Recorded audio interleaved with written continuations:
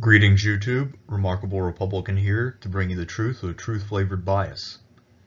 Today we're taking a look at part 3 of my plan to privatize the military. This video will focus on the public-private partnership that I want to implement for privatizing the military. This is a proven method of having government and private sector industry work together, and I think that it will work very well in privatizing the military. Unlike Democrats, I will actually explain how you can pay for this improvement and upgrade to our military. So let's begin, and just as a spoiler, I will save the financial details for the end of the video after I've described exactly how all of this will work. A public-private partnership, or a triple P, just to explain this for those of you who don't have a business background, is having government set a goal and then entrusting a private sector firm with the execution of that goal. Some common examples are construction. Governments set out the contract to repair a road, and then they hire a construction company to go do the work. You never see government bureaucrats patching potholes. We also see this with privatized utilities in recent years. The cities used to own their own power plants and water treatment plants and stuff like that, but since they've been privatized, and that has vastly improved their efficiency and performance. There's also a lot of science research which involves companies working with universities, and this has produced a few breakthroughs here and there, although mostly it is companies rather than universities doing the bulk of the work.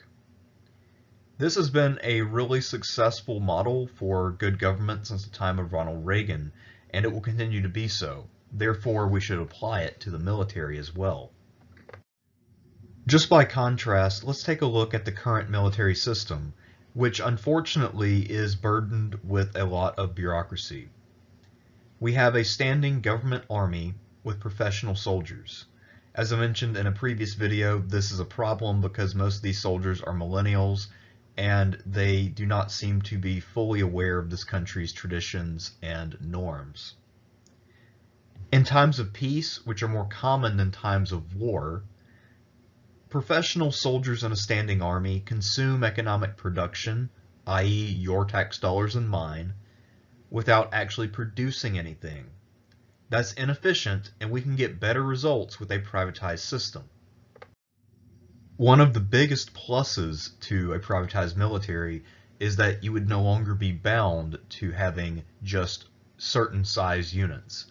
Let's take a look at how the modern U.S. Army is built.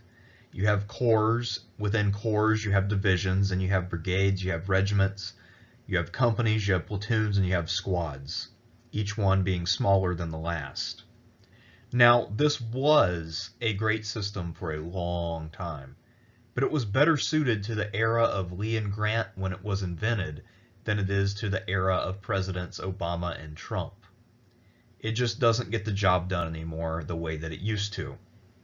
The military needs to move away from this hidebound unit structure and chain of command in order to achieve better results. We need a lot more flexibility, and we need it now. The way to get it is privatizing the military. George Washington once famously said that having a small standing army is a great idea. So I think we should follow the advice of our second president and do that. We need to have a small standing army to supplement the larger private army.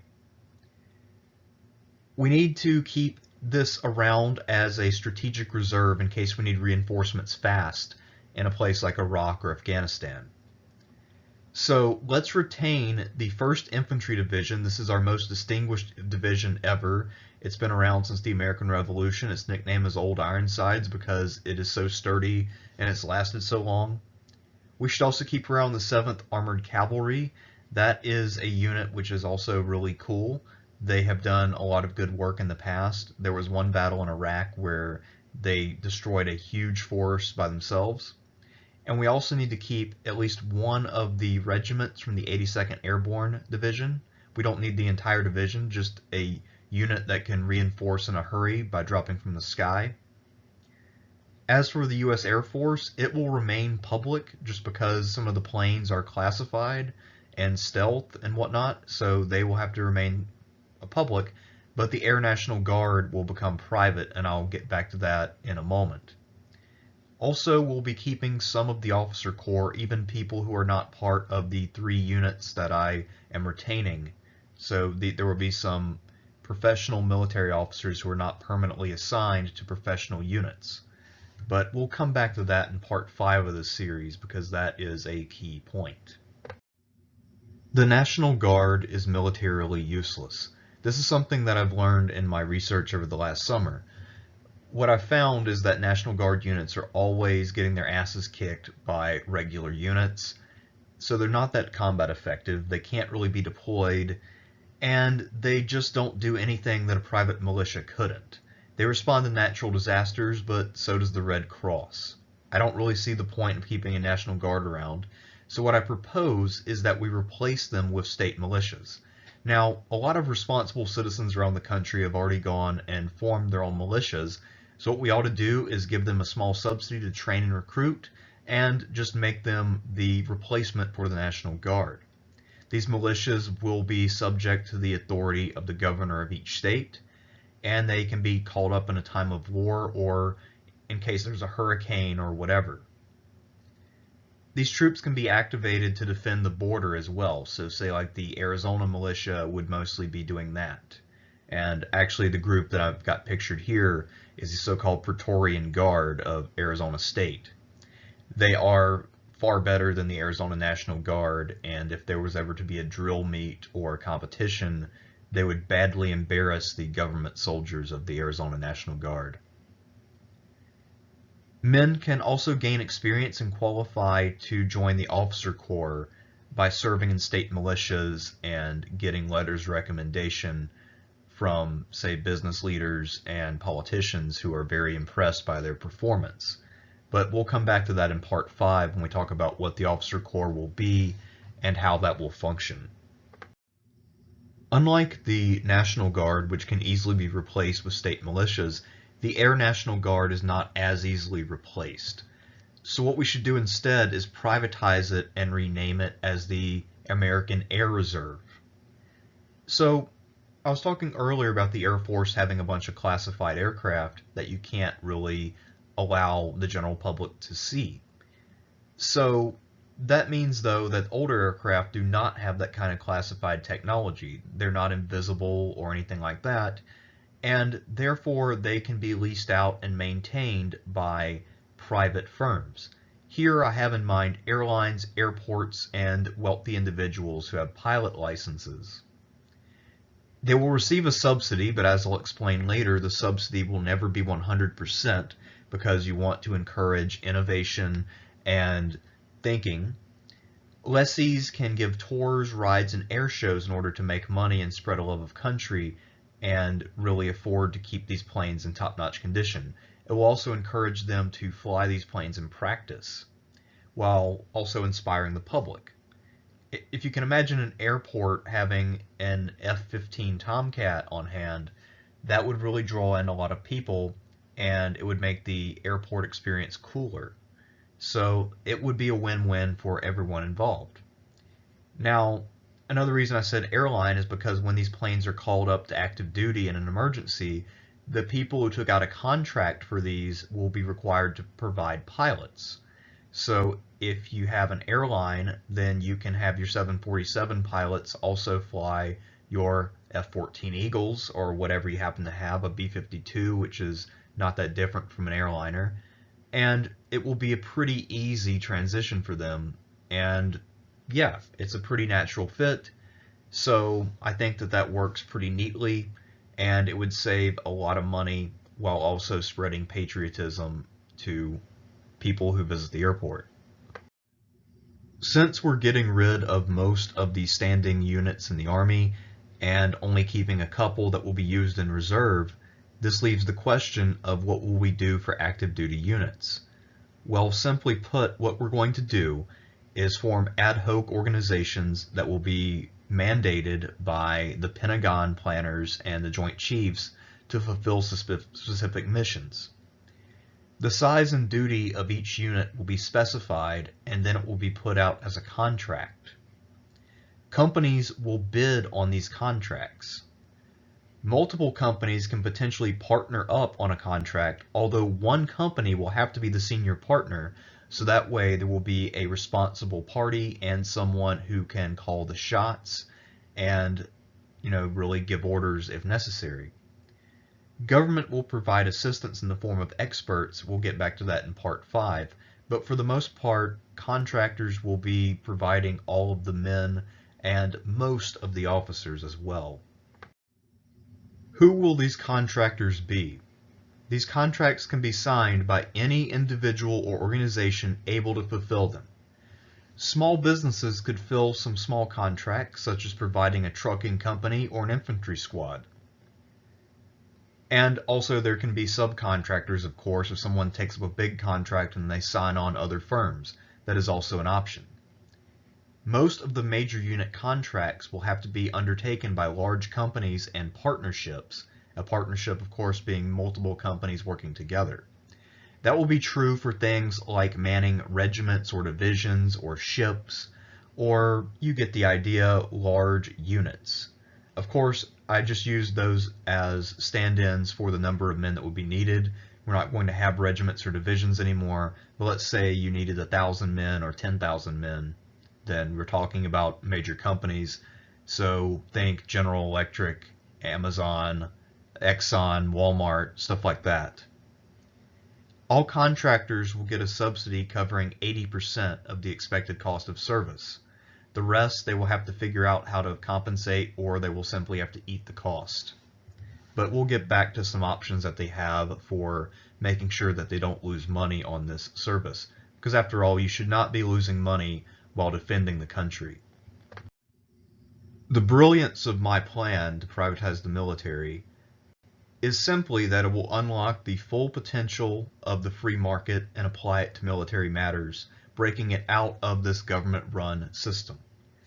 Contractors who form their units will be free to hire whomever they please to serve in their unit and set the conditions of their military employment. So, you will be able to know what you're signing up for when a contractor approaches you about joining them for a campaign.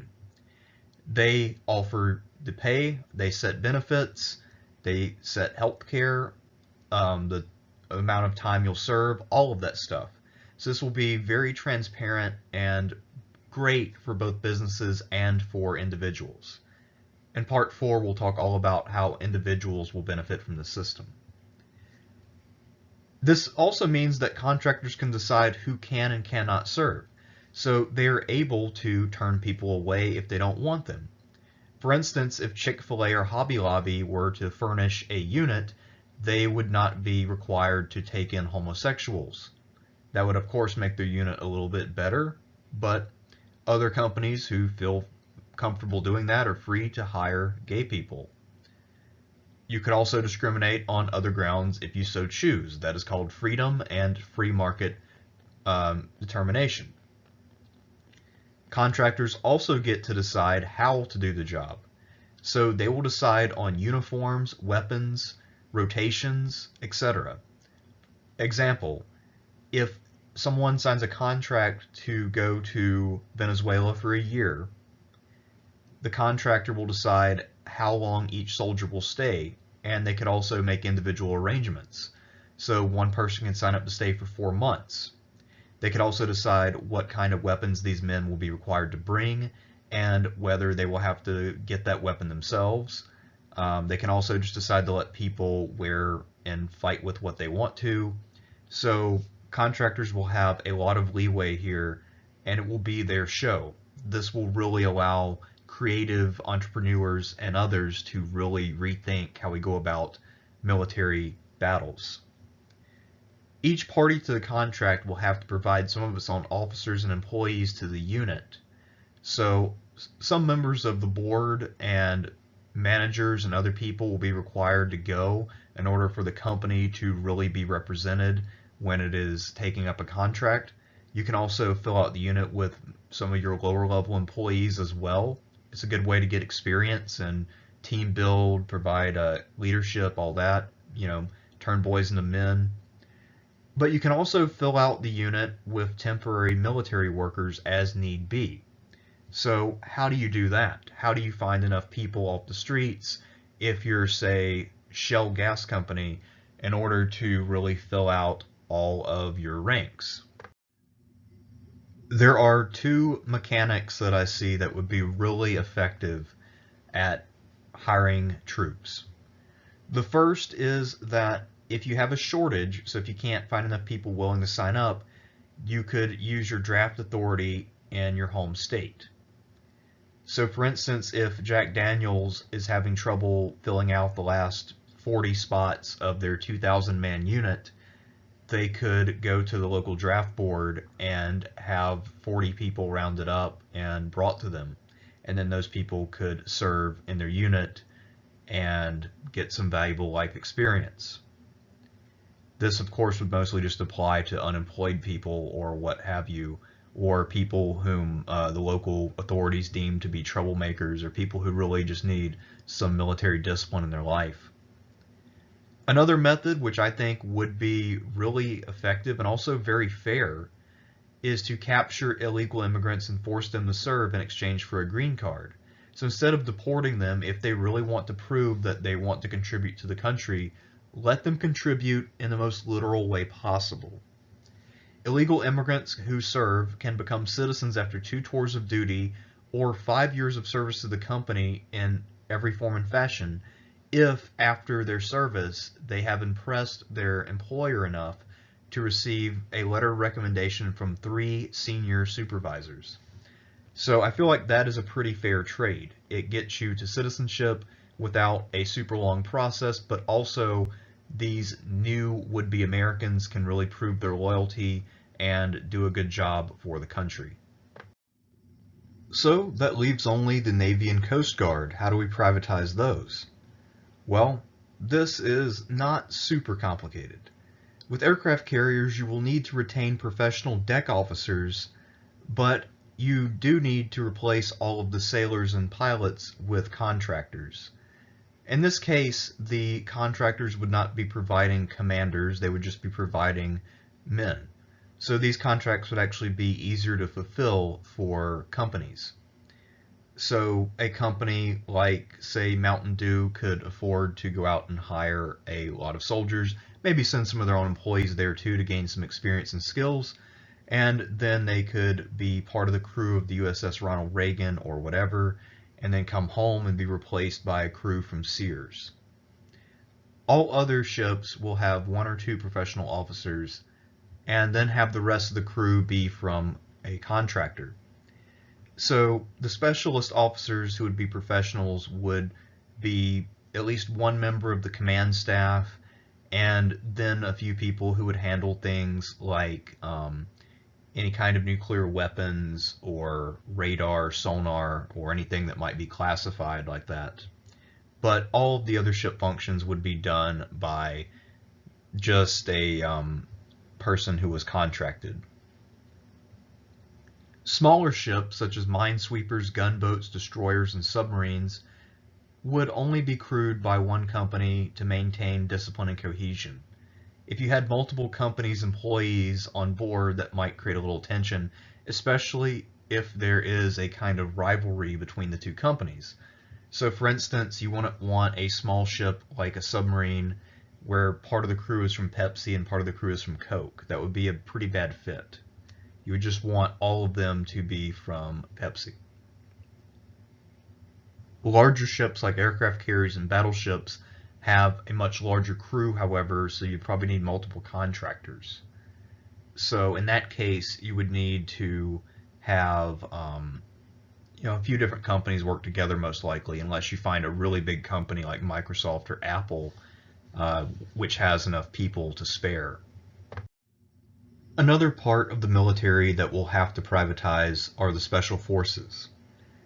So-called Tier 1 operators do a lot of America's dirty work, and they are raging badasses.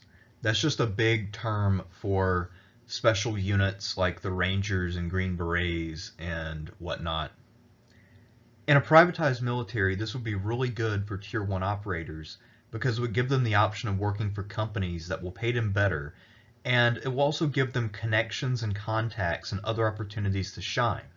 So it will give them other ways to make a living, and it will give them a post-military life. So a lot of these guys, when they retire now, don't really have much to do, but if they were working with companies all along, they would be put into positions of leadership at companies. They could go straight to being a director of the board if they were a big war hero.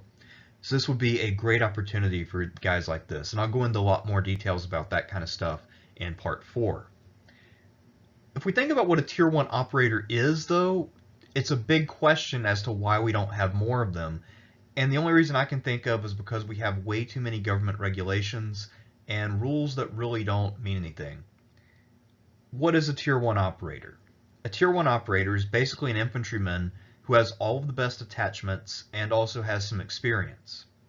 In a privatized military, more men will be able to become Tier 1 operators. More men will get the opportunity and be given the equipment, so they will be better able to go out and prove themselves and become elite forces.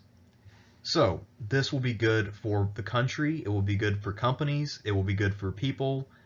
Everyone wins by privatizing special forces and creating more Tier 1 operators. And now, as promised, I will do my part as a Republican and a businessman to explain how this will all be funded. Unlike many people who try to propose policies, I actually understand finance. A public-private partnership only works when there's a profit motive and government spending is kept to a modest sum. Companies will have their subsidy, but they will be on the hook for 20% of the expected cost, plus any overruns, which would be their fault. To make up the difference and turn a profit, commanders in the field will have the freedom to do additional missions that generate revenue. Here are some options, and this is by no means a comprehensive list, but just a few things that occur to me that the generals in charge will have. And as we'll discuss in part 5, generals, the commanding generals at least, will all be from the private sector. They can collect money from allies we're helping. Right now we have a lot of U.S. allies who do not pay any money to help us, and even though we're defending them, so they should be paying part of the cost. We can also offer enemies the option of paying a fine rather than fighting. That would be an effective way to deal with North Korea, China, and some other places where they don't want to fight us, but we need to make sure that they are contributing, that they are not just getting away with doing terrible things. You could also have employees do other work while in the field. So for instance, you could have your employees maintain a garden or farm and then sell organic vegetables to hippies. Whatever it is you need to do to make money, you should be free to do that, because your company should not have to suffer because you're helping your country. That is the American way.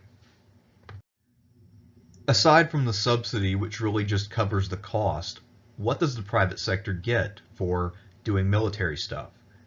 The answer is that they get something very big and very coveted, and that is the freedom from paying federal income tax.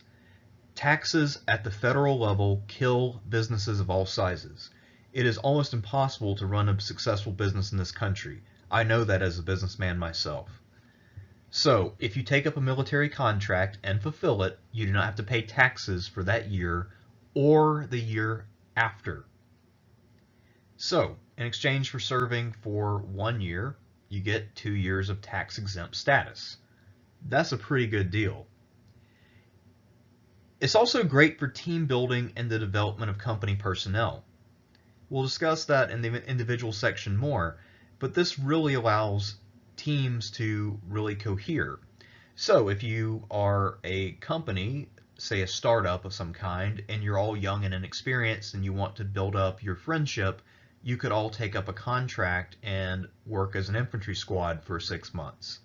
That will help you all get into shape and also really think about what you want to do in your business. Learn from other businessmen who will be there, so you can maybe make friends with the commanders. It'd be like a way to get close to a senior mentor. There's all kinds of benefits that would come from this. And it's also a way, as we'll discuss in part 5, that you can test management strategies in the field under literal fire. One thing that we know from going to any bookstore is that military affairs and business are very, very similar things.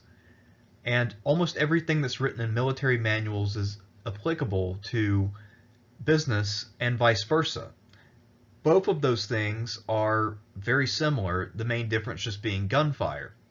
So this will enable new and innovative approaches to business to be applied to war, and I'm sure that it will really keep our enemies guessing and lead to great victories. So that is why a public-private partnership is the way to go for privatizing the military. And in my next video, I'll talk about the benefits to individuals, and then in my last video, part 5, I will talk about leadership, how you provide officers and all of that kind of stuff.